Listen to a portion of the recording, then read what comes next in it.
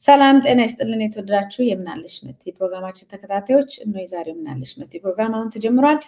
እንግዲህ በዛሬው ፕሮግራማችን በተለይ በትግራይ እየተነሳ ስላለው ንቅናቄ ሰልፍና ጠቅላላ ሀገሪቷ ፖለቲካ እንዲሁም የትግራይ ፖለቲካና አንዳንድ ጉዳዮች እንግዲህ ይዤላችሁ ቀርቤያለሁ። እንግዲህ አቶ ሙልጌታ ሀድጉ ይባላል። መታሰቢያ ቅዘላ ነኝ። አብራችሁን ቆዩ።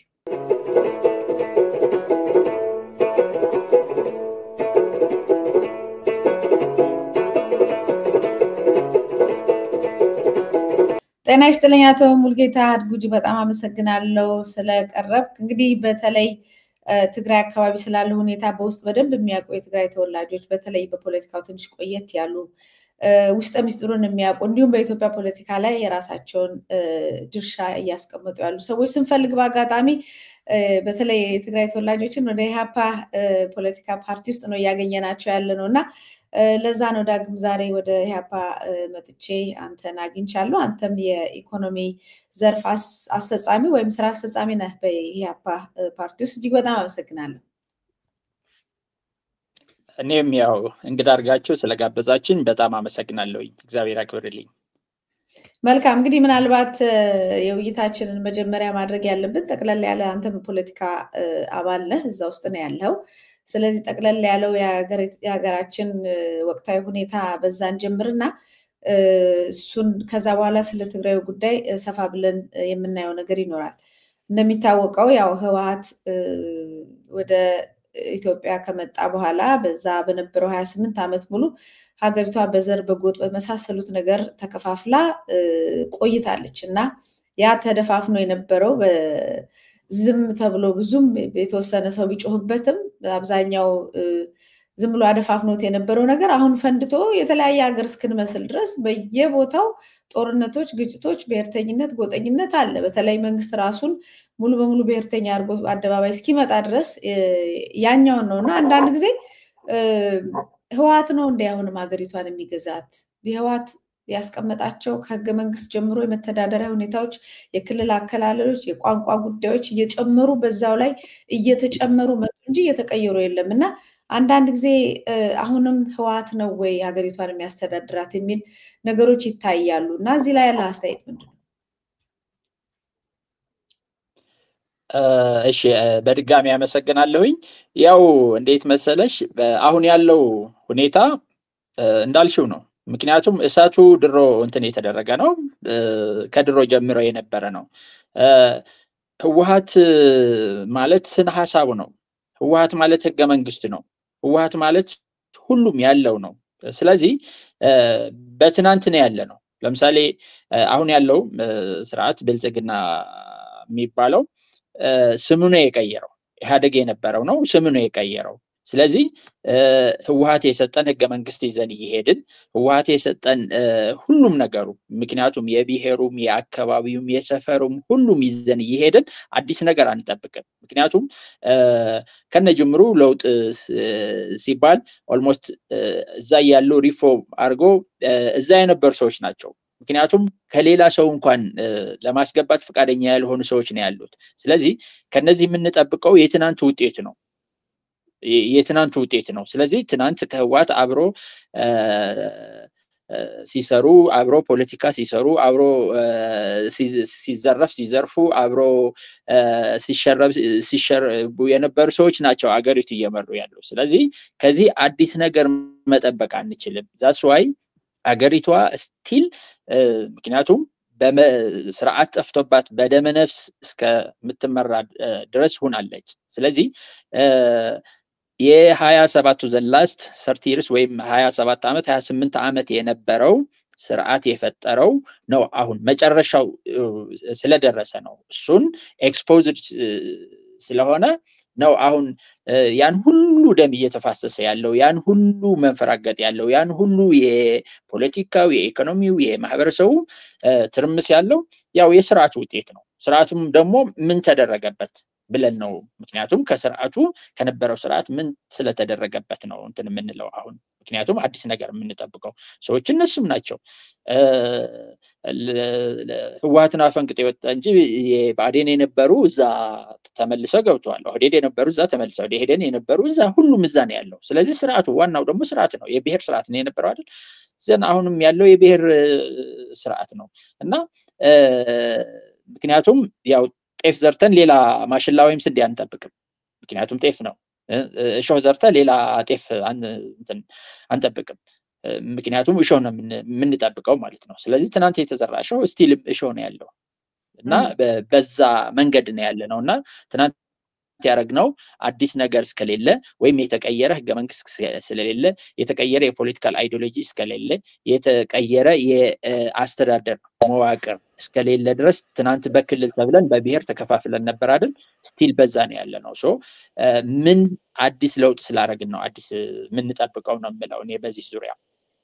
አዎ አንዳንድ ጊዜ ነገሮች ለውጥ ስንፈልግ ሁላችንም ለውጥ ፈልገን ነበር። እንግዲህ አቶ አብይ አህመድም ሌላውም ብልጽግናም ሲመጣ ተጸጽተናል፣ እኛ አሸባሪዎች ነን፣ አሁን እናስተካክላለን ብለው ነበር የመጡት።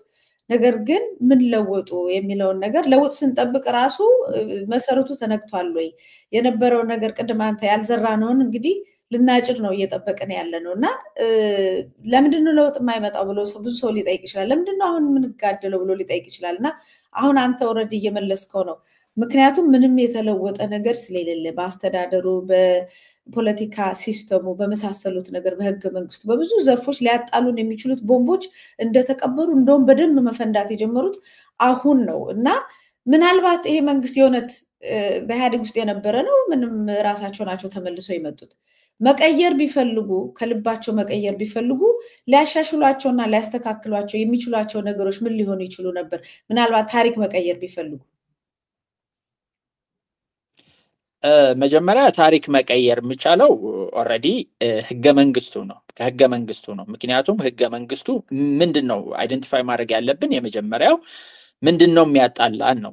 ምክንያቱም ኢትዮጵያ ማለት አብሮ በአንድ ገበያ በአንድ ቤተክርስቲያን በአንድ መስጊድ በየ ሶሻል ጋዘሪንጉ በአንድ ሲኖር የነበረ ሰው ነው። አሁን የትናንቱ ሰው ነው፣ ሰው አልተቀየረም። ምክንያቱም ሰውን የቀየረው ምንድነው ብለን መጀመሪያ አይደንቲፋይ ማድረግ አለብን። ምክንያቱም ይሄንን ህገ መንግስት ሲመጣ ሰው በብሔር ተለያየ፣ ሰው በአካባቢ ተለያየ፣ ሰው በጎሪጥ መተያየ ተጀመረ አይደል? ስለዚህ ቤዚካሊ ለኛ ምክንያቱም ሌላ ሰው አምጥተን እነዚህ አሉ የተባሉ የዓለም መሪዎች ስመጥር የዓለም መሪዎች የሚባሉ አምጥተን በዚህ ህገ መንግስት በኢትዮጵያ ብናረጋቸው ምንም ፋይዳ ሊያመጡ አይችሉም። ምክንያቱም ምንድነው ዋናው ያው ጌሰውና ብቅሉ ትክክል ካልሆነ ያው ጥሩ እንትና አንጠብቅም አይደል? ጥሩ ጠላ አንጠብቅም። ሴም ቱ ዛት ሂር ምክንያቱም ህገ መንግስቱ ካልተስተካከለ ህገ መንግስቱ ካልተነካ ምንም የሚሆን የለም ሁሉም። ምክንያቱም የብሔሩ የሚነሳው ከህገ መንግስት ነው፣ የኢኮኖሚው የሚነሳው ከህገ መንግስት ነው፣ የማህበረሰቡ ግጭት የሚነሳው ከህገ መንግስት ነው፣ የወሰንን የሚነሳው ከህገ መንግስት ነው። ስለዚህ እዚህ ሁሉም እኛ የሚያባላን ምክንያቱም it's not only for us ምክንያቱም አገር ያፈረሰ ህገ መንግስት ነው። ምክንያቱም ይህንን የብሔር ጉዳይ የሚለው ህገ መንግስት አብዛኛው በዚህ የተመሰረቱ አገሮች ፈርሰዋል፣ አብዛኞቹ ማለት ነው። ምክንያቱም ስፔሻል አጀስትመንት ካልተደረገላቸው እንደዚህ ፈርሰዋል። ስለዚህ እኛ መሰረታው ነገር ህገ መንግስት ነው። እኛ ወደ ሰላም መምጣት ከፈለግን፣ እኛ ወደ አንድነት መምጣት ከፈለግን፣ እኛ የሀገር ፍቅር እንዲኖረን አሁን እኮ በቃ ኦልሬዲ በእግዚአብሔር ኃይልና በሰው በኢትዮጵያዊነት በኢትዮጵያውያን ማለት ይህንን ኦነስት የሆነ ንጹህ ኢትዮጵያዊ በፖለቲካ በምናምን ያልተነካካ በሱን ቸርነት እኮ ነው እየኖርን ያለ ነው። ስለዚህ ይህንን ማለት ለረጅም ጊዜ ከ3000 ዓመታት ይዘነው የመጣ ነው አገር አሁን ምንድነው በሰፈር ነው። ለምሳሌ ሙልጌታ ትግራይ ከመጣ እኔ የኢትዮጵያዊነቴን ትቼ እኔ ትግራዋይ ነኝ፣ አንዱ ከአማራ ከመጣ እንደዛ፣ አንዱ ከኦሮሚያ ከመጣ እንደዛ፣ አንዱ ከአፋር ከመጣ እንደዛ ነው ይሄን ያለ ነው። ይሄንን የፈጠረው ምንድነው? ምክንያቱም ትናንት ያልነበረን ስለተፈጠረ ነው። ይሄንን የተፈጠረ ደግሞ ህገ መንግስቱ ሲመጣ ነው። ይሄንን ህገ መንግስት በብሔር ሲለያየን ከዛ ይህንን ህገ መንግስት በኢኮኖሚው የኢኮኖሚ ሲስተሙ ሲያመጣልን ይህንን ህገ መንግስቱ የማህበረሰቡ ሴቶች የሚያዳሽቅ የሚያላላ ሲያመጣልን ምንድነው የሆነው እኛ? ምክንያቱም አሁን ወዳለንበት ደረስን ማለት ነው። ስለዚህ መጀመሪያ በህገ መንግስቱ ማስተካከል ካልተቻለ ህገ መንግስቱ በሚመች የኢትዮጵያ ታሪክ በሚመጥን የኢትዮጵያ ህዝብ በሚመጥን የኢትዮጵያ ታላቅነት በሚመጥን ካልተስተካከለ አሁን ባለው ማንኛውም ሰው ቢመጣ አቶ መለስ ዜናውም ነበሩ፣ አሁን ያሉ ጠቅላይ ሚኒስተርም አሉ፣ አቶ ኃይለማርያም ደሳለኝም ነበሩ፣ ሌላ ቢመጣም እንደዚህ ነው። ምክንያቱም ሰርሱ የት ነው ያለው? የጥላቻ የመፈራገጥ ሰርሱ ምንድነው? ምክንያቱም ከሰው ለሰው ሊለያይ ይችላል። ኢንፋክት ይህንን የማይካድ ሀቅ ነው። ምክንያቱም አሁን ያለውና ያለፉ ሰዎችም በየራሳቸው እንትን ስንለው ምክንያቱም አሁን እንደዚህ የመጨረሻው የስርዓቱ ደም መፋሰስ ቢሆንም አሁን ያለው ብናየው በጣም መጥፎ ነው። ግን ዋናው ምንጩ ግን ህገ መንግስቱ ነው እና ህገ መንግስቱ ከተነካ የሚስተካከል ነገር ይኖራል ብዬ አላስብም። ግን ደግሞ ህገ መንግስቱ ብቻ ማለት ትልቁ ነገር ነው እንጂ የሰዎችም አለ። ምክንያቱም አሁን በአቶ ኃይለማርያም አልፈናል፣ በአቶ መለስ ዜናውም አልፈናል። ምክንያቱም ይህን ያህል በ28 ዓመት በ27 ዓመት ነበረ ጭቆና የለም ብዬ ማለት አይደለም እዚህ የማወራው ማለት ነው። ነበረ ግን እንደ አሁን ሀገሪቷ የደም ምድር አኬልዳማ ግን የሆነችበት እኔ አይቻላቅም። ምክንያቱም ስንታሰር ስንሰደብ ስንሳደድ ነበር እኔ በራሴ ማለት ነው። ግን ምንድነው እንደዚህ ወንድሞቻችን ምክንያቱም በትግራይ ስንት ሰው ነው ያጣነው፣ በአማራ ስንት ሰው ነው እያጣን ያለው፣ በኦሮሚያ ስንት ሰው ነው እያጣን ያለው። ምክንያቱም እነዚህ ስም የተሰጣቸው ጦርነቶች ነው ያሉት ማለት ነው። በሌሎችም እንደዚህ ስም ያልተሰጣቸው ትናንሽ ጦርነቶች ደግሞ በየሰፈሩ አሉ። ምክንያቱም አሁን በአፋርና በሶማሌ ድንበር አካባቢ ያለው ትንሽ አይደለም። ስለዚህ በየሄድንበት ይህንን ደግሞ ምክንያቱም ኦልሬዲ ሚኒማም እውቅና የሰው ሞት እውቅና የሚሰጡ ሊሆን ይችላል እነሱ። አሁን ግን የሰው ሞት እውቅና ሳይሆን የሌላ ያልነበረ ምክንያቱም ሰው የሚኖረው ሌላ ዓለም እነሱ የሚኖሩበት ሌላ ዓለም ነው ያለ ነውና አንደኛው ዋነኛው የህገ መንግስቱ ነው ካልን እነዚህ አሁን ህገ መንግስቱ የሚያስፈጽሙ ሰዎች ደግሞ ከሰው ወደ ሰው ይለያያል ለማለት ፈልጌ ነው እዚህ ላይ ማለት ነው።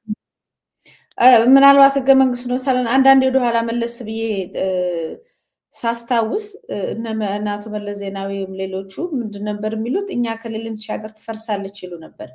ምናልባት ህገ መንግስቱ በዚህ ደረጃ መጥቶ አገሪቷን እንዲያፈርስ አድርገው እንዳዋቀሩት ይታወቃል።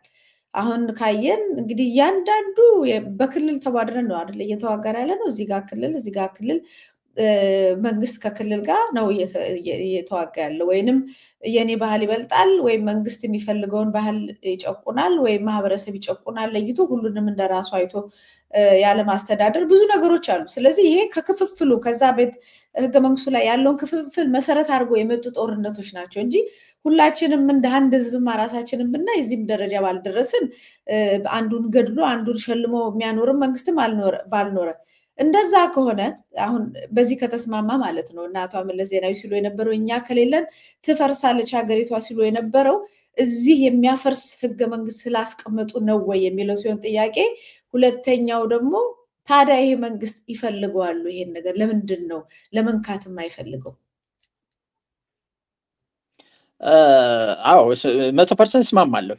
ምክንያቱም ምንድነው እኛ ምን ደግሞ ዳዊት ብቻ ነው ወይ እኛ ምን ጸልየው ብቻ ነው ለጽድቅ የሚሆነው የሚሉ ስርዓት ነው የነበሩት። ምክንያቱም ለምሳሌ በስርዓት ነው መጀመሪያም እንደገለጽኩት አሁን እነሱም እኛ ከሌለን አገሪቷ ትፈርሳለች ካሉ ምክንያቱም ሰው የሚባለው ከትውልድ ወደ ትውልድ የሚሸጋገር ስርዓት ነው እንጂ ሰው ምክንያቱም ሰው ያልፋል አገር ግን ቀጣይ ናት። ስንት ነገስታትና ስንት ትውልድ ያሳለፈች ሀገር ናት አይደል? ስለዚህ እንደዚህ የሚሉት ምክንያቱም የስርዓቱ ክፍተት ስለሚያዩት ነው እንደዛ የሚሉት። አንደኛው የስልጣን ፍላጎት እንዳለው ነው። ምክንያቱም ስርዓቱ የተቀረጸው በዛ አንዱን ከአንዱን እያባላ በዛ በሰፈር ሰው አንድ ሆኖ እንዳይጠይቅ ምክንያቱም እንትና ወገኔን እንደዚህ እየተጎዳ ነው እንትናን ወገኔ እንደዚህ እየሆነ ነው እንደዚህ እየተራበ ነው እንደዚህ እየተከፋ ነው እንዳይባል በአንድ ሆኖ የተሰራልን ነው። አንደኛው ምንድነው ስርዓቱ አገር እንደሚያፈርስ ያውቃሉ። ከዚህ በፊትም ሲጠየቁ ነበር በታሪክም ያውቃሉ እንደነ ዩጎዝላቪያ። ምክንያቱም ከነሱም የተሻለ የሰው ኃይል ኑሮን አይደለም፣ የተሻለ የኢኮኖሚ አቅም ኑሮን አይደለም እነሱም የፈረሱት፣ ምክንያቱም ስርዓትን ያፈረሳቸው ማለት ነው። እነ ራሻ እንደዚህ የሆኑት ብዙ ሀገሮች በዛ እንትን ድምጥማጣቸው የጠፉት ምን ስለሆኑ ነው? ምክንያቱም ከኛ በታች ባይኤኒ ሚኒስ ከኛ በታች የሆነ ምክንያት ስለነበራቸው አይደለም ማለት ነው። ስለዚህ አንደኛው ስርዓቱን አገር እንደሚያፈርስ ያውቃሉ። ሁለተኛም ደግሞ እነሱም በስልጣን ያው አሁን ኢህአዴግ እንደዛ ሲል ነበረ፣ ህወሓት በትግራይ እንደሚለው አሁን ማለት ነው። የህወሓት ማለት የፈረሰው ህወሓት እንደሚሉን ማለት ነው። ከ4 ኪሎ የሚሉን በሌላው ሌላ ይሉናል፣ ሌላ ፈርሰዋል እንደሚሉን አሁን የህወሓት እንደሚለው እኔ ከሌለው የትግራይ ህዝብ ይጠፋል እንደሚለው ማለት ነው። የኢህአዴግ ስርዓትም እኛ ካልመራናት ሀገር ትፈርሳለች የሚሉት 2 ዳይሜንሽን ነበረው። አንደኛ ዳይሜንሽን ህገ መንግስቱ ስርዓት እንደሚያፈርስ ሀገር እንደሚያፈርስ ያውቃሉ። ሁለተኛም ደግሞ ይህንን የማስፈራሪያ ደወል ይዞ ስልጣናቸው እንዲገዙ በእነሱም ብቻ አይደለም ከልጅ ከቤተሰብ ወደ ቤተሰብ ከልጅ ወደ ልጅ እየተሸጋገረ ከትውልድ ወደ ትውልድ እየተሸጋገረ በእነሱም እንድንገዛ ነው። ስለዚህ 2 ዳይሜንሽን ነበረውና ይህንን ስለሆነ ነው አዎ ያውቃሉ። ሁለተኛም ደግሞ ስልጣናቸው እንዲቀጥሉ ህዝቡን በዛ እያስፈራሩት ነበረ።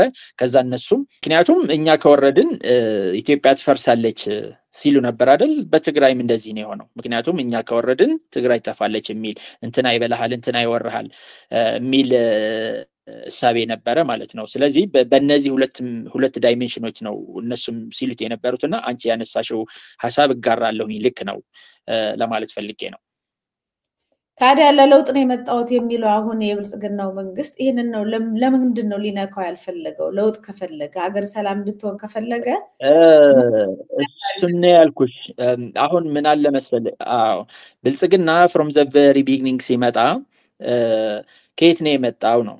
ከዛ አምልጦ የወጣ ከዛኛው ስርዓት አምልጦ የወጣ ስርዓት ነው። ስለዚህ ከዛ አምልጦ ስለወጣ ምክንያቱም ከሲስተሙ ውጪ የሆነ እንዳየሹ ማለት ነው። እንዳየሹ ስርዓቱን እንዳየሹ ኦልሞስት ሁላችን እንዳየነው ማለት ነው ከ7 ዓመት ሙሉ ምክንያቱም በጣት የሚቆጠሩ አሁን አንዳንዶቹ ከሌላ ተቃዋሚ ፓርቲዎች እንደዚህ ገብቷል እሱ የተረት ትተን ማለት ነው አንደኛው እንደ ለውጥ መሪ እንኳን ለለውጥ ሲታገል የነበረ ሰው አቅፎ የሄደበት መንገድ የለም።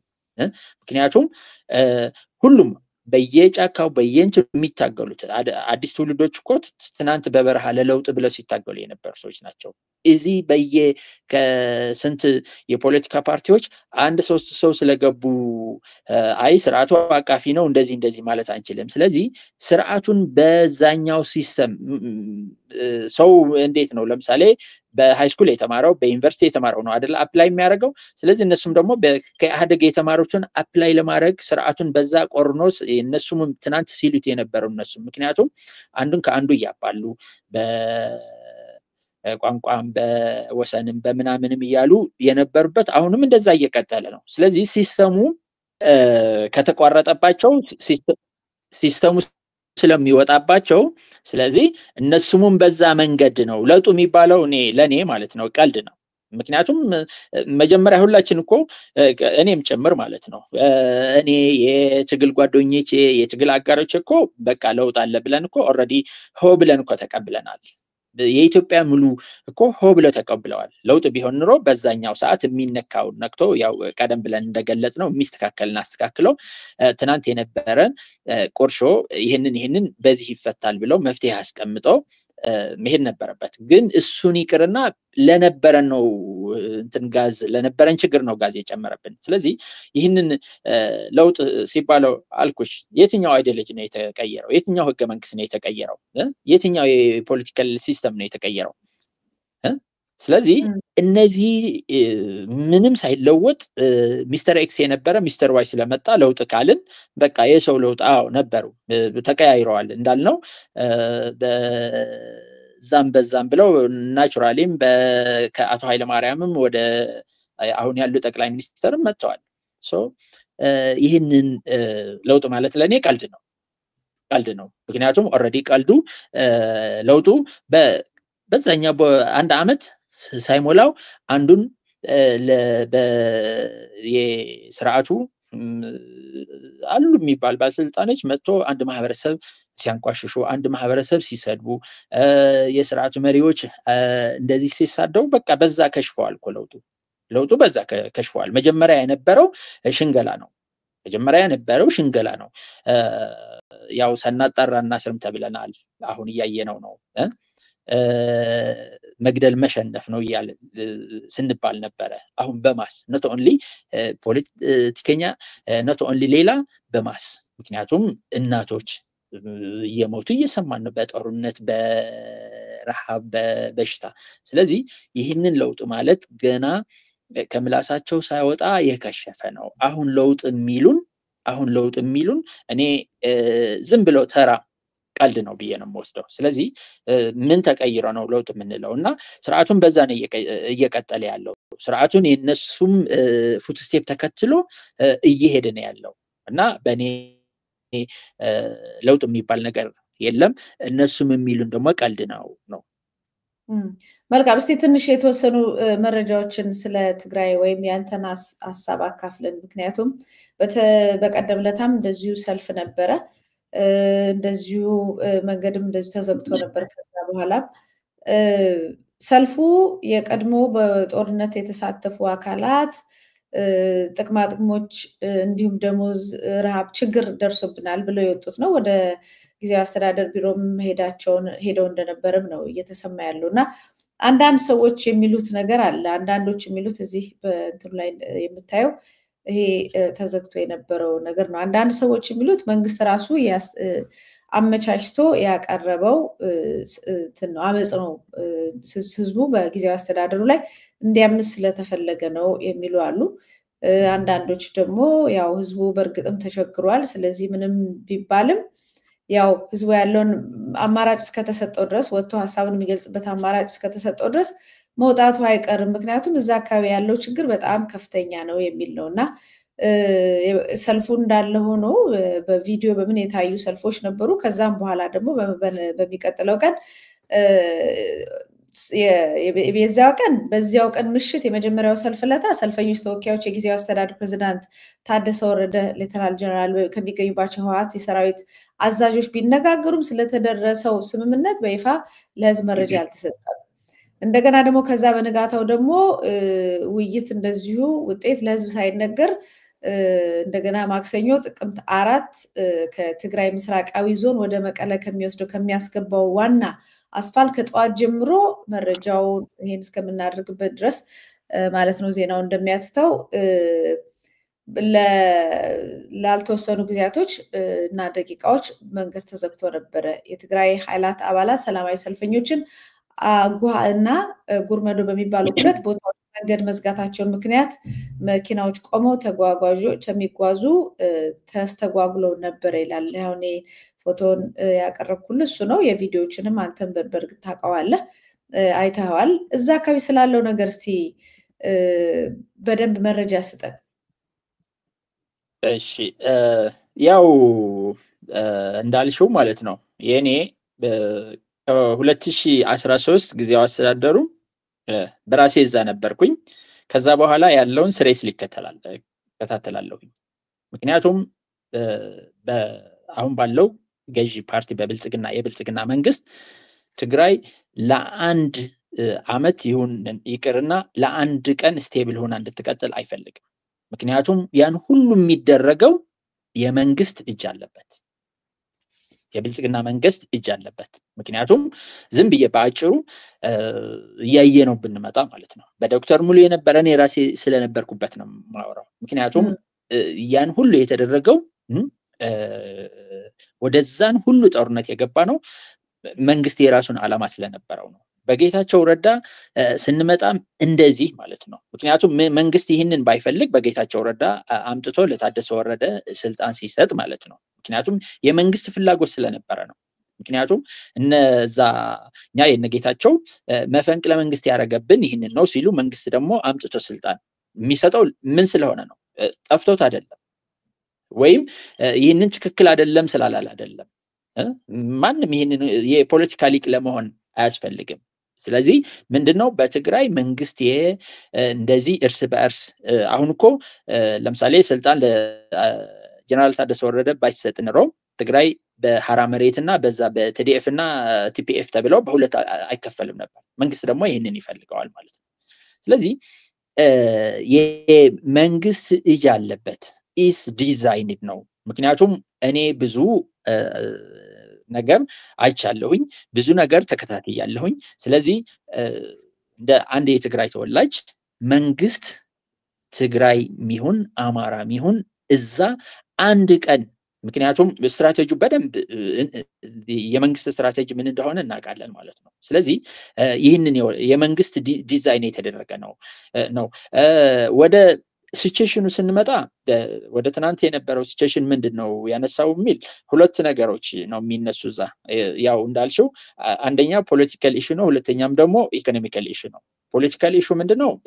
ያው እዛ ህወሓት እንደ አሜባ እየተከፋፈለ ነው የሚያድረው። እነ ጌታቸው ተከፍለው እዚህ መጥቶ እነሱም ወደ ስምረትና ወደ ወለዶ የሚለው ወደ ሁለት ሲከፈሉ እዛ ያለው ደግሞ ወደ ሁለት ሶስት ተከፋፍለዋል። ስለዚህ አንደኛው ግሩፕ ለአንደኛው ለመምታት ነው ሰልፍ የወጣ።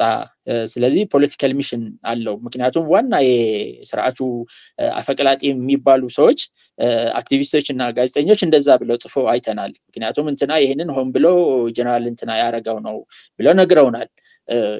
ያው የውስጥ አዋቂዎች ናቸው። ስለዚህ ይህንን ፖለቲካል ሚሽን ነበረው። ምክንያቱም አንድን ግሩፕ የታደሰን ግሩፕ ያው የሚጠራጠር ግሩፕ ታደሰን ለመምታት ይህንን ወደ ጽህፈት ቤቱ ሂዶ እንደዚህ ሲያደርጉ አይተናል። ሁለተኛም ደግሞ ምንድነው የኢኮኖሚካል ኢሹ ነው። የኢኮኖሚካል ኢሹ ያው የትግራይ በጀት እንዳለኝ መረጃ አሁን እስከማወራበት ሰዓት ያለኝ ከተለያዩ መረጃ ጠይቄያለሁኝ።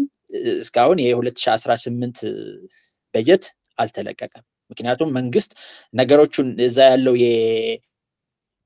የጊዜያዊ አስተዳደሩም ይፋ እንዳያደርገው ያው የሆነ የፈራቸው ነገሮች ይኖራሉ። ምክንያቱም ነገሮች እንዳይጋጋሉ ከሚል ሊሆን ይችላል። ግን እስካሁን እንትን አልተደረገም። አንዴ ይሄ ደሞዝ ጥያቄ ነው። ሁለተኛም ደግሞ የጥቅማ ጥቅም ጥያቄ ነው። ምክንያቱም እዛ በሐራ መሬት ያሉት የሚከፈላቸው ከመንግስት ያው ለመግዣ የሚሰጣቸው ጥቅማ ጥቅም ይሁን በደሞዝም ይሁን በሁሉም በማቴሪያልም ይሁን እና እዛ ትግራይ ያለው ቲዲኤፍ የሚባለው ምክንያቱም ይህንን መንግስት ካዝናና ታንክና ባንክ የያዘ መንግስት የሚረዳውና እዛ ያለውን ሊለያ ይችላል። ስለዚህ የደሞዝና የጥቅማ ጥቅም ኢሹ ስለነበረባቸው ነው የተነሱ የሚሉት አሉ። እና ያው ትናንት እንዳየነው ሰልፉ መንገድ ተዘግተዋል። በይፋም ወጥቶ የአርሚ 22 የሚባሉ ሰልፍ ወጥቶ ቀጥታ ዳይሬክትሊ ወደ ፕሬዚዳንቱ ጽህፈት ቤት እንዲሄዱ ነው። እና ዛሬም እንዳልሽው በአንዳንድ እንትኖች መንገድ የመዝጋት ሁኔታው ቀጥሎ እንደዋለ ነው። እና የትግራይ ሁኔታ ስንቃኘው ኦልሬዲ ምን የሚባል አለ ኪሊንግ ዘም ሶፍትሊ የሚባል አለ።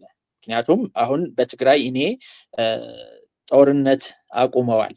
ጦርነት የሰው ድሮ በክላሽ ሲሞት የነበረ አሁን በረሃብ እየሞተ ነው። አሁን በበሽታ እየሞተ ነው። አሁን በሁሉም ነገር እየሞተ ነው። ምክንያቱም አንድ በአንድ ልግለጸውና ምክንያት ከዚህ በፊት በትግራይ ኦልሬዲ ራሱ ጊዜያዊ አስተዳደሩ አቶ ጌታቸው ረዳ በነበርበትም አሁን ጀነራል ታደሰ ባሉበትም የነዳጅ እጥረት አለብን ሲሉ ነበረ። የመንግስት ምክንያት ምንድነው? ህወሓት ወደዛ ወደ ኤርትራ እየላከው ነው ይላሉ። በዛኛው ህወሓት የሚባል የለም ይሉናል። በዚህ አምጥተው ደግሞ ህወሓት እንዲህ እያደረገ ነው ይሉናል። ምክንያቱም መንግስት የራሱን ድንበር የመቆጣጠር የማን ነው? የፌዴራል መንግስት እሹ ነው። ስለዚህ እንደዚህ ይለናል። ሁለተኛ ያው እንዳየነው ዓለም ሁሉ የሚያውቀው ወደ ትግራይ ሸቀጣ እንዳይገባ ተከልክሎ ነበር። ለ3 ሳምንት አካባቢ ተከልክሎ ነበር። ይህንን ምንድነው? ምክንያቱም ኦልሬዲ አንድ ነገር ኮሽ ባለ ቁጥር ከዚህ በፊት እንዳረገው ከህወሓት ተጣልቶ የትግራይ ህዝብን መምታት ነው። ከሰሊጥ የተገኘ ኑግም እንደሚባለው ማለት ነው። እንደዚህ ሲያደርግ ነበረ። ሶስተኛ ትግራይ በታጣቂዎች ምክንያቱም ለሰየ ፕሪቶሪያ የሰላም ውል ምንድነው የሚለው ታጣቂዎችን ትጥቅ ያስፈታ ሄድ ነው የሚለው መንግስት ግን ምን እያደረገ ነው ያለው በዛም ምክንያቱም አሁን ትግራይ ስናያት በታጣቂዎች ቲዲኤፍን በዛ በእንትን እያደረገ ማለት ነው እነሱም ወደ ሁለት እየከፈለ በዛም የራሱ እያሰለጠነ እየተከበበች ነው ስለዚህ አሁን ዝም ብለን የትግራይ እንደዚህ ጦርነት የለም እየተባለ ነው እንጂ ህዝቡ በስርዓት አልበኝነት from the very beginning not only now ምክንያቱም በአቶ ጌታቸው አቶ ወዲቆል ጀነራል ጻድቃን በነበሩበትም ሰዓት ሰው ከ10 በላይ ሴቶች ሲገደሉ በግፍ ሲገደሉ አይተናል ስለዚህ ስርዓት አልበኝነት ነበረ እና አሁን ወዲቆል ሲገወይም የጦርነት ከበባ የሚባለው ጦርነት ብቻ ነው የሌለውና የትግራይ ሰቆቃ የመንግስት እጅ ነው ምክንያቱም እኔ ሁሌ ምን ይላል ተፈናቃይ እንዳይመለስ ህወሓት እንደዚህ ያደረገ ማን ነው ህወሓት የሀገር ሙሉ የ130 ሚሊዮን ህዝብ የሚያስተዳድር መንግስት ህወሓት ነው እንደዚህ ያደረገኝ በዛም ደግሞ ምን ይላል አይ ህወሓት የሚባል የለም ሰርጀዋለሁ ይላል ስለዚህ ለሁሉም ለህወሓትም ይሁን ስርዓት ማስያዝ ያለበት ይሄንን መንግስት ነው ለኤርትራም ይሁን ድንበር መጠበቅ ያለበት አገር መራለሁ የሚል መንግስት ነው ምክንያቱም ከአገር ልጆች ከሚያረጋው ጦርነት ድንበር ቢጠብቅበት ይሄንን ሁሉ አይከሰትም ነበር ስለዚህ ሁሉም የትግራይ ክራይሲስ የትግራይ በፖለቲካም ያለ በኢኮኖሚም ያለ ሁሉም ያለው ፍጥጫ ምንድነው የፌደራል መንግስት እኔ አንድ ነገር ልንገርሽ መታሰቢያ በትግራይ አሁን የትግራይ የሚባል የዚህ የብልጽግና ወኪሎች የሚያራምዱት ፖለቲካ ነው ወይም ከአስመራ ነው እንደሚሉን ማለት ነው እነዛ ከአስመራ ነው እነዚህ ደግሞ የትግራይ መሰረት ያደረገ ፖለቲካ የለም ወይም የዚህ የፈረሶቹ ብቻ ናቸው እንጂ የጋላቢዎቹ ወይም 4 ኪሎ ነው ወይም የአስመራ ቤተ መንግስት ነው እና ትግራይ መሰረት ያደረገ ፖለቲካ not only በህወሓት ብቻ አይደለም በፓርቲዎች ከ12 በላይ ፓርቲዎች አሉበት ትግራይ እነዚህም ተከፋፍለው ግማሻቸው ከህወሓት ከዛኛው ያለው ፍርሽራሽ ህወሓት ተናርጎ እየቀጠለ ነው አንደኛው ግማሻቸው ደግሞ ከዚህ ከፌደራል መንግስት የሚያረጉት ነው ስለዚህ ፌደራል መንግስት ሰላም ቢፈልግ ነው ፌደራል የብልጽግና መንግስት በትግራይ ሰላም ቢፈልግ ነው ወዲቆል ሀራ መሬት የሚባል ለምን አስፈለገ አይ እንደዚህ እርስ በርሳችሁ እንደዚህ አትሆኑ ስለዚህ ችግር ካለ እኔ እፈታለሁኝ በትግራይ እኮ አይደለም ባይዘወይ መቲ አንድ ነገር በትግራይ አይደለም ሀራ መሬት የሚባለው በአፋር ነው መንግስት በሚያስተዳድረው በአፋር ነው ስለዚህ መንግስት በራሱን በሚያስተዳድረው በሌላ ክልል ሆኖ ትጥቅና ስንቅ እየሰጠ በራሳቸው ማለት ነው እኛ ከፌደራል መንግስት እዛ ያሉ እኔ የማቃቸው ልጆች እኛ በሚዲያ ወጥተው የሚናገሩት በፎርማል ሚዲያ ወጥተው የሚናገሩት እኛ እዛ ያለ ነው ፌደራል መንግስት ሁሉም ከፌደራል መንግስት ሆነን እየተታገልን ነው ምክንያቱም ማንንም የሚመራቸው እዚህ ያሉ መንግስት መጥተው የተጠለሉ ናቸው ስለዚህ ይሄንን ለምን አስፈለገ በትግራይ ኮሽ ሲል አንድ ነገር በትግራይ የሆነ ነገር ኮሽ ካለ አሁን እንደሚደረገው በቃ እዚህ ጦርነት ፈርቶ የመጣ ከትግራይ በቃ ጦርነት ይብቃኝ ብሎ ፈርቶ የመጣ እዚህ ይታሰራል ምን አማራጭ አለው ተመልሶ ወደ ጦርነት መግባት ነው ስለዚህ የትግራይ ሰላም ቢፈልግ ነው ይሄንን መንግስት ሁሉም ነገር ስቴፕ ባይ ስቴፕ ይፈታ ነበር ሁሉም ነገር ስቴፕ ባይ ስቴፕ ግን አይፈልግም ምክንያቱም እሱ የሚፈልገው የተዳከመች ትግራይ የተዳከመች አማራ የተዳከመች ኦሮሞ ከዛ በስልጣን አመት ማስቆጠር ብቻ ነው የኔ ውሳኔ ይሄንን ነው ስለዚህ በትግራይ ያለው ፖለቲካ አንዴ ትግራይ መሰረት ያደረገ ፖለቲካ የለም የተልኮ ፖለቲካ ነው ያለው ሁለተኛም ደግሞ ትልቁ ድርሻ ዲዛይንድ ነው በትግራይ ያለው የብልጽግና መንግስት ይሄንን የሰላም ውሉ ኦሬዲ ሁሉም ነገር የሚያደርገው በሰላም እንድንሆን ተብሎ ነው የተፈረመው ስቴፕ ባይ ስቴፕ እንትን ይደረጋል ነው የተባለው አይደል ግን honestly speaking እኔ ህወሓት ማለት 20 ዓመት በላይ የተታገልኩበት ነው ግን ወደንም ጠላንም መንግስትም ወደደም ጠላም ፕሪቶሪያ ሄዶ የፈረመ እሱን ነው። ምክንያቱም አንተ ዘወር በልና እኔንም ማስፈጽመው ነው ያለው። በትክክል መጀመሪያ ነበር እንደዛ የሚባለው። መጀመሪያ እኔ ከመንግስት እንጂ ከፓርቲ የሚባል ነበር አይደል? ግን አረጋው። ስለዚህ ምን እየተደረገ ነው? ሆን ተብሎ ነው። ምክንያቱም ለአንዱ ክስ ይጽፍለታል፣ ለአንዱ ደግሞ መልስ ይጽፍለታል። ለምንድን ነው? ትግራይ እርስ በእርስ እንዲባላ ማለት ነው። በትግራይ ያለው ሁኔታ ይሄንን ነው። ስለዚህ የወጣቶቹ አንዴ የዳቦ ጥያቄ ያላቸው ጥያቄ የለውም። ሁለተኛም ደግሞ እንደዚህ ሁሉም ናቪጌት እንደዚህ በክራይሲስ ሁሉም ነው ናቪጌት የሚያደርጋቸውና የፖለቲካ መጠቀሚያም እያደረጓቸው ነውና የነበረው ሰልፍ ይሄንን ይመስላል። የትግራይ የፖለቲካ ሁኔታም ይሄንን ይመስላል። መልካም አመሰግናለሁ። ሰሞኑን ጀነራል ጻድቃን ገብረትንሳኤ እንግዲህ ብቅ ብሎ አንዳንድ ቦታዎች ላይ ንግግር ሲያደርግ ነበርና በዚህኛው በኩል ከህወሓት ጋር ሻዕቢያ አንድ ላይ ተደምሮ እያሴረብኝ ነው እየወጋኝ ነው የሚል መንግስት ያነሳው ክስ አለ። በዚህ በኩል ደግሞ ከቀይ ባህር ጋር በተገናኘ ደግሞ እነ ጀነራል ጻድቃን ደግሞ እየተናገሩት ያሉት እያራመዱት ያሉት አቋም አለ። ምንድነው? ወዴት የሚሄድ ይመስልሃል? ምንድነው የምትረዳው እዚህ ላይ? አዎ ያው ነግረውናል። ከዚህ በፊት ንስሐ እየገባን ነው ብለው አቶ ጌታቸው ነግረውናል። ያው ጀነራል ጻድቃንም ንስሐ እየገቡ ነው። ምክንያቱም እኔ ሁለት ጊዜ ደጋግሜ ሰምቸዋለሁ የጀነራል ጻድቃን ኢንተርቪው ማለት ነው። እንትኑ የሚሰጠው ማለት ነው። ከዛ የጀነራል ጻድቃን ኦልሬዲ በፖለቲካ እንዳንለው በፖለቲካ አልነበረም። ኦልሬዲ ከ93 እኔ ይህንን ሙጉት አቶ ገብሩ አስራት ቢያነሱት በጣም ደግፋቸው ነበር። ምክንያቱም አቶ ገብሩ አስራት ከፖለቲካ አልወጣም፣ ስቲል ፋይት እያደረገ ነበረ፣ ስቲል ማለት ነው። ጀነራል ጻድቃን ግን በ93 እንደወጡ ወደ ቢዝነሳቸው ነው የገቡት።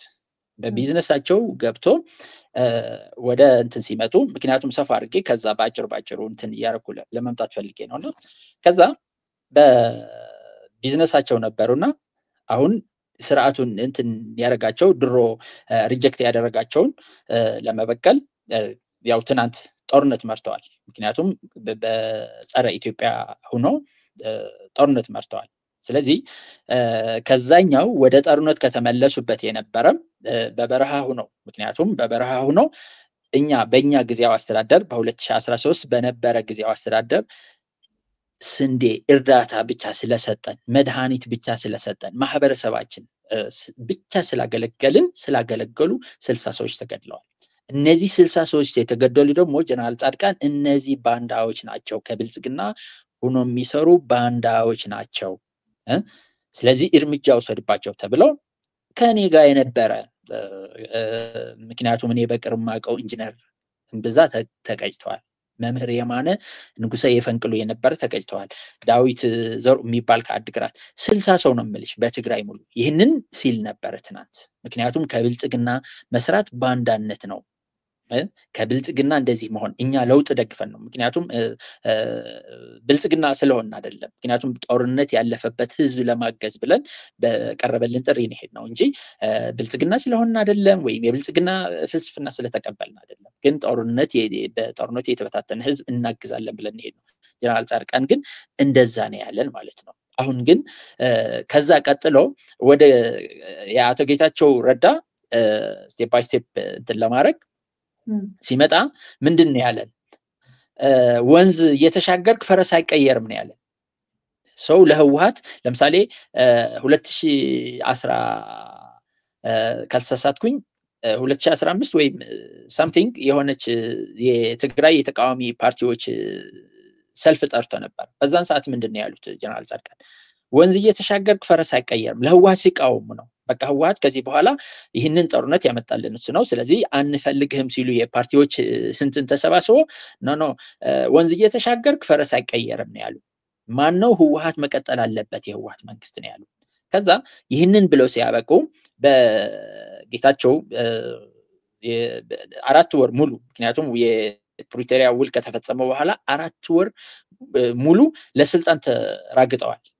ራሳቸውም እንደገለጹት ማለት ነው ኃይለኛ የስልጣን ሽኩቻ ነበረባቸው ማለት ነው። ከዛ በዛን ሰዓት ምንድነው እኔ እንዳለኝ መረጃ ወደ ጠቅላይ ሚኒስትር መጥቶ ለደብረጽዮን ስጠውና እኔ ያግዘዋለሁኝ ስልጣን ካሉ እኔ ስልጣን በዛ መጀመሪያ አቶ ዋዲኮል ጀነራል ጻድቃን ከስልጣን ውጭ ሆኖ ነበር እንዳለኝ መረጃ ማለት ነው። ከስልጣን ውጭ ሆኖ ነበር። ከዛ ከዶክተር ደብረጽዮን ባረጉት በዛ በዲያስፖራዎች ተወክለ ስልጣን ትይዛለህ ከዛ እንደዛ ሲሉ ነበረ ማለት ነው። ትናንት ማለት ነው በትግራይ ማለት ነው በትግራይ ሆኖ እንደዚህ ሲሉ ነበረ። ኢትዮጵያም የትግራይ ህዝብ ብሎ የሚያስቡ ከሆነ አሁን ባለበት የትግራይ ህዝብ ከዚህ በላይ የከፋበት ነገር አልነበረም።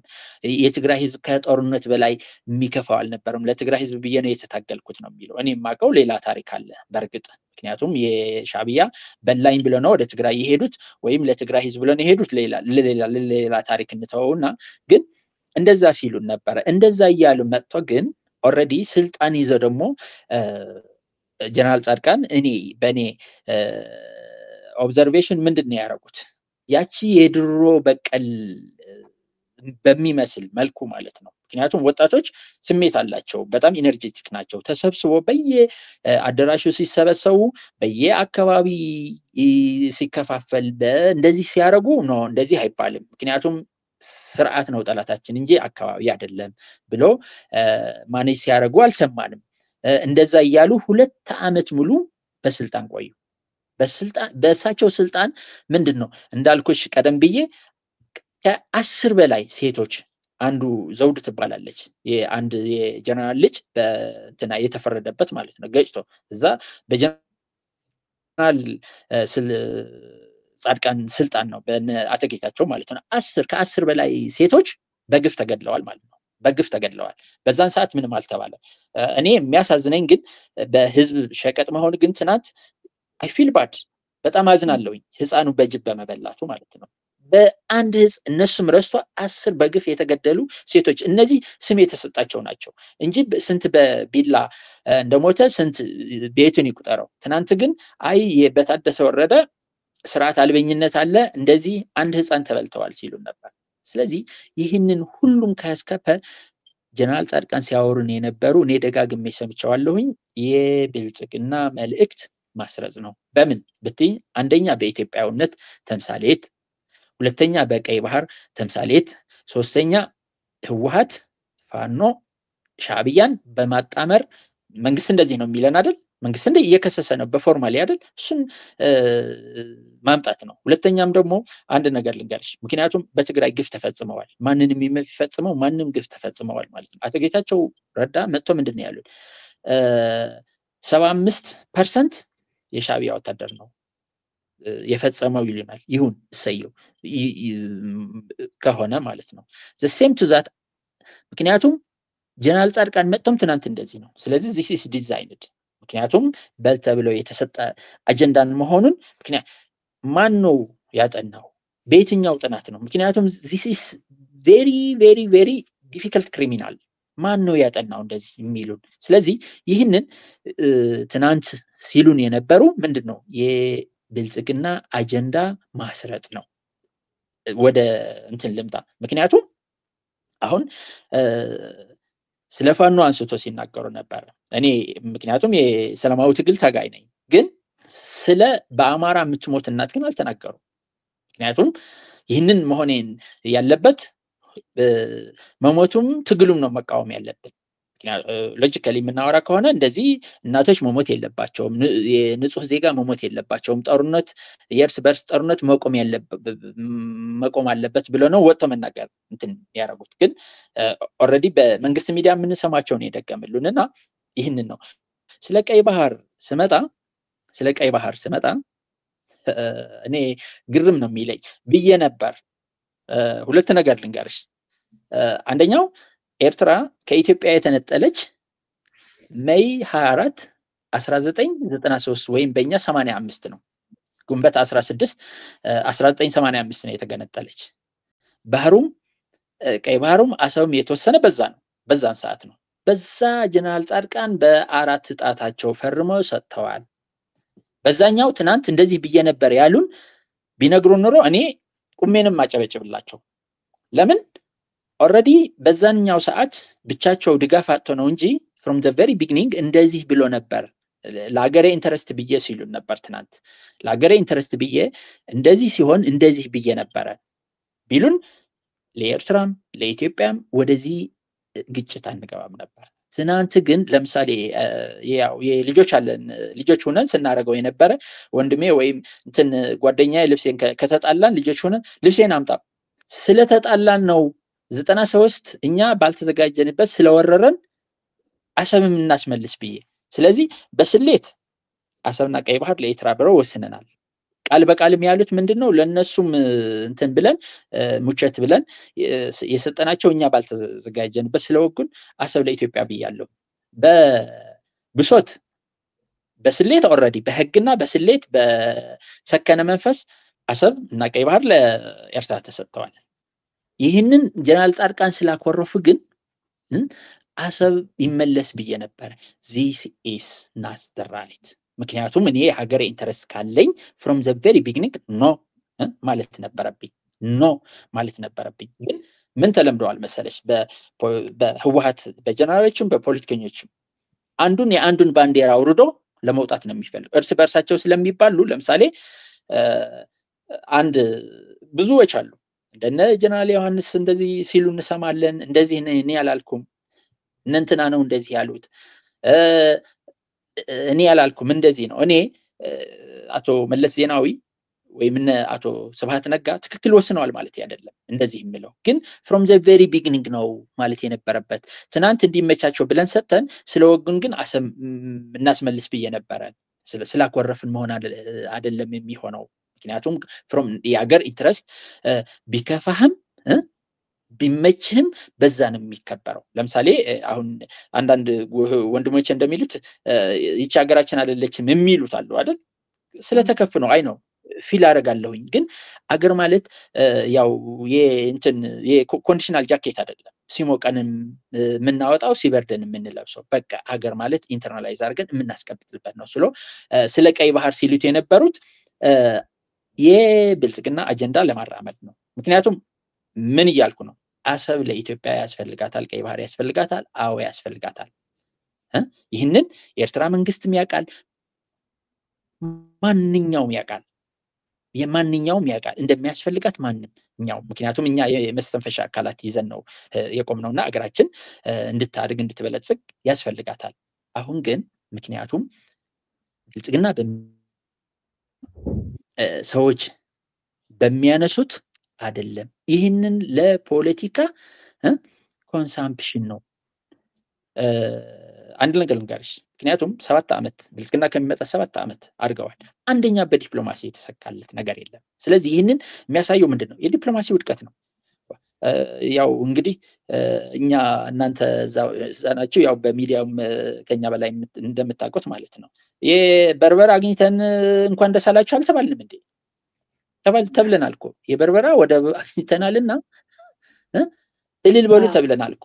አሁን ትናንት እልል ያለ ካድሬ ነው አሁን ተመልሶ እሱን ረስቶ ማለት ነው እንደዚህ እናመጣለን የሚል። ስለዚህ የብልጽግና እዚህ ላይ ምን አለ መሰለሽ፣ አንድ መንግስት የኢንተርናል ኢንዶር ክራይሲስ ሲበዛበት እሱን ለማውጣት ምንድነው የሚያደርገው? ወደ ውጭ አውትዶር ክራይሲስ ይፈጥራልና እዚህ ያለው ክራይሲስ አንዴ እዚህ ያለው ትግል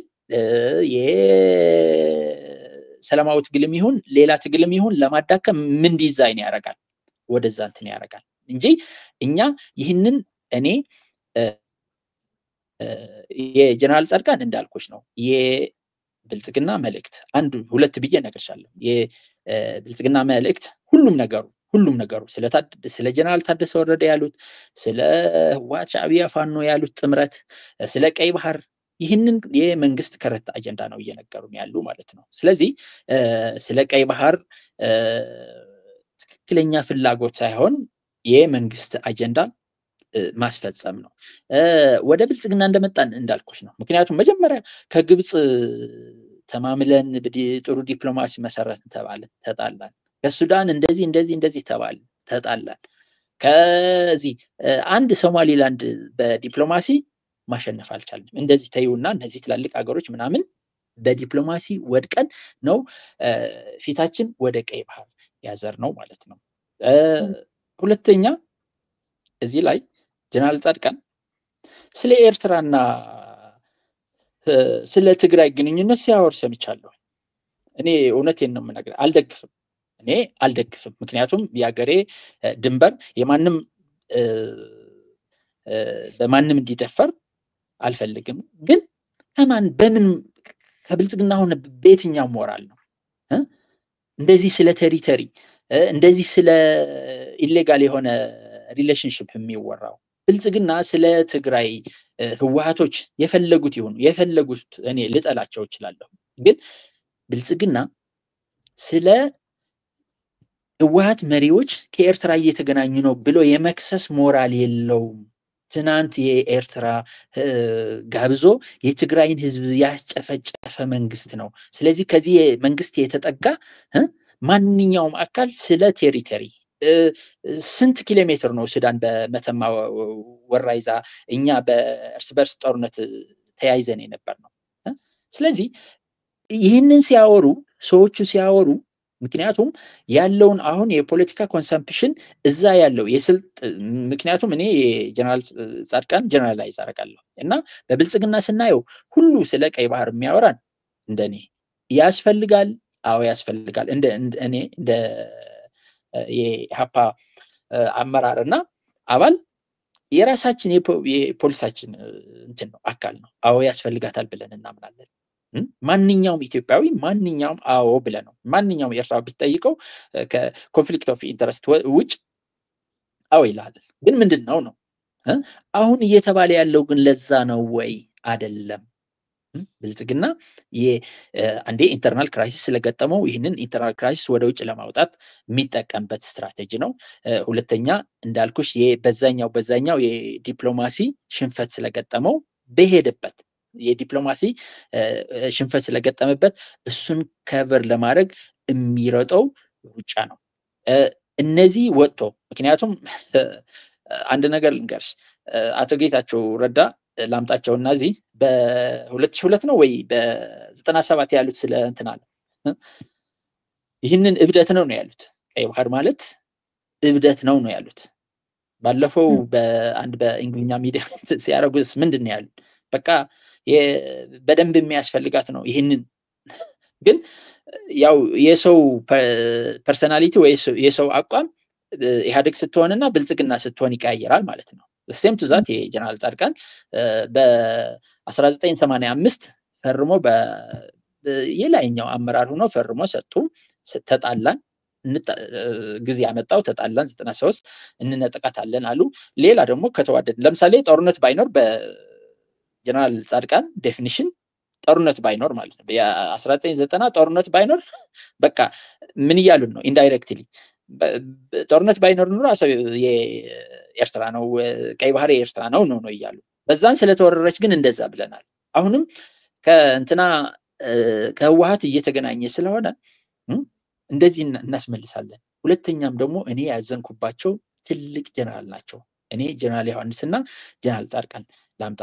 ጀነራል ዮሐንስ አዙሪት በሚል መጽሐፋቸው ሚኒማም ጦርነት አውግዘዋል። ከዚህ ጦርነት መውጣት አለብን ብለው ጽፎ እኔ እውነቴን ነው አፕሪሼት አደርጋለሁ። በዚህ ላይ ደግሞ ጀነራል ጻድቃን ጦርነት የመንግስት ፖሊሲ ነው። በአማራ ያለው ጦርነት ይቀጥል፣ በትግራይም ሌላ ጦርነት ያስፈልገናል፣ በኦሮሚያ ያለ ጦርነትን ይቀጥል ማለት ነው። ይህንን ጦርነት የመንግስት ፖሊሲ አማራጭ ነው ብለው ሲነግሩን ምክንያቱም ከማንም ነገ ከሱዳንም ምክንያቱም ሰላም ቢባል ለዚህ ሀገር አያስፈልጋትም ማለት ነው። ምክንያቱም ምንድነው እሳቸው እንደዚህ ካሉ ከእሳቸው ትንሽ ዝቅ ያለ ደግሞ ምን ይላል ብለን ነው ኮንክሉድ የምናደርገው። ወጣቱ ምንድነው የሚለው ብለን ነው ኮንክሉድ የምናደርገው። ይህንን በውስጥ የምታወራው እንጂ በሚዲያ ወጣ ጦርነት ኦልሬዲ ይቀጥል ነው። ሆነስትሊ ስፒኪንግ አሁን ባለንበት በጦርነት አረንቋ ገብተን የመንግስት ፖሊሲ ከሆነ እዛም ያለው ጦርነት ይቀጥል እዛም ያለው ጦርነት ይቀጥል ነው። ምንም ሌላ ትርጉም ሊኖረው አይችልም። እና ትናንት እንደዚህ ሲሉን ነበርና እኔ ባጭሩ ለማጠቃለል ጀነራል ጻድቃን ሁሉም ያሉን ስለ ጀነራል ታደሰ ወረደ እውነቴን ነው ጊዜው እንትን እንዳይል እንጂ ስለ ጀነራል ጻድቃን ስለ ጀነራል ታደሰ ወረደ መወገድ አለበት ሲሉ ነበርና አንድ በሽታ አለ በትግራይ ለምሳሌ እነዚህ የህወሓት ካድሬዎች ህወሓት ለትግራይ ህዝብ እየመራ 30 ዓመት ምን ሰራለት ሳይሉ ጌታቸው ረዳ በ2 ዓመት ምንም አልሰራለትም ይላሉ ጀነራል ጻድቃን 2 ዓመት ለትግራይ ህዝብ መርቶ ምንም ሳይሰሩ ጀነራል ታደሰ ወረደ በ6 ወር ምንም አልሰራም አንድ ህፃን በጅብ አስፈልተዋል እነዚህ 10 በግፍ የተገደሉ ሴቶች በእሳቸው እንትን አልነበሩም እንዴ እና ብዙ ነገር ይህንን አንዴ ያው የጥላቻ አለ እኔ እውነቴን ነው ከስብሃትና እንትን ሲያወግዙ ነበር ያው ከጊዜ አንፃር እንጂ ስለ ዋዲኮል የፖለቲካል ስለ ካውንስሉ ሲያወሩ ነበር እኔ አንድ የዲሞክራሲ መርህ አለኝ ከሚል ሰው ዝም ብለ ህዝብ ያልመረጠው አንድ የፖለቲካ ግሩፕ መጥቶ ስለ ህዝብ ያማከር ማን ውክልና ሰጠው ይሄ ህዝብ እንትን የለው ሁኔታ የለው ይሄ ህዝብ ውክልና የለው ስለዚህ ይህንን ስለፈረሰ የዲሞክራሲያዊነት ነው እኔ ደግሞ መፍረሱ ዲሞክራሲያዊነት ነው ብዬ ነው ማምነው ምክንያቱም እኔ ሳልወክለው አንድ መርጦ አሰባሰው በአንድ ቋት ያስቀመጠልኝ ውክልና ወስዶ ስለኔ እንዲመክር ምክንያቱም ኦሬዲ ጊዜያዊ አስተዳደር ነው ጊዜያዊ አስተዳደሩ በሚያመቻቸው መርህ ነው መመራት ያለብንና እኔ ያየሁት በቀይ ባህርም ይሁን በጀነራል ጻድቃንም ይሁን ትናንት ያየሁት ይህንን ነገር ነውና መልካም አንድ 3 ደቂቃ አለች 2 ደቂቃ ልስጥህና እንደው ለማጠቃለያ ያህል ሰዓታችን የተገባደደ ስለመጣ አሁን እንደገለጽከው በትግራይ ያለውን የፖለቲካ ውስብስብነት የህዝቡን መከራ ስደቱንም ተናግረሃል በአማራ ክልል ያው በአደባባይ የሚታይ ጦርነት አለ ብዙ መከራ አለ እልቂት አለ በኦሮሚያም እንደዚሁ እልቂት አለ በተለያየ ቦታዎች በየቦታው አለ በቀደም ብቻ ያነበብኩኝ ከኢትዮጵያ በየጊዜው የሚሰደዱ ሰዎች በጅቡቲ ብቻ የሚሰደዱ በወር ከ12000 በላይ ወጣቶች ይሰደዳሉ ይላል ከኢትዮጵያና ታቃለህ ብዙ ከትግራይ የሚሰደዱ ወጣቶች እንዳሉ ታቃለህ በወያኔም ጊዜ ነው በጣም ብዙ በዚህ በሊቢያ በምን የሚመጡ ሰዎች ዜናዎች ምናምን ሲመጡ ብዙ የትግራይ ልጆች አሉበት አሁን ደግሞ እጅግ በጣም ብዙዋል አሁን ደግሞ በአማራ ክልል እጅግ በጣም ብዙዋል ይሄ ሁሉ ችግር በሀገሪቷ ውስጥ በየአቅጣጫው ካለ ሀገሪቷ ትልቅ ክራይሲስ መከራ ላይ ነች ማለት ነው ያለችው ነገር ግን የሁሉ ማህበረሰብ አንድ ላይ መጥቶ ቆሞ እንዴት ነው እንደ ሀገር ይሄን ችግር መፈታው የሚል ንግግር የለም በርግጥ እናንተ ከፖለቲካ ፓርቲዎች ቅንጅት ምናምን የሚባለውን ነገር እያሰባሰባችሁ ነው እየተነጋገራችሁ ነው ግን እንደ ህዝብ ምናልባት በአጭር ደቂቃ ምሰጥ እንደ ህዝብ ምን መደረግ አለበት በሚለው መልእክትን ቋጭ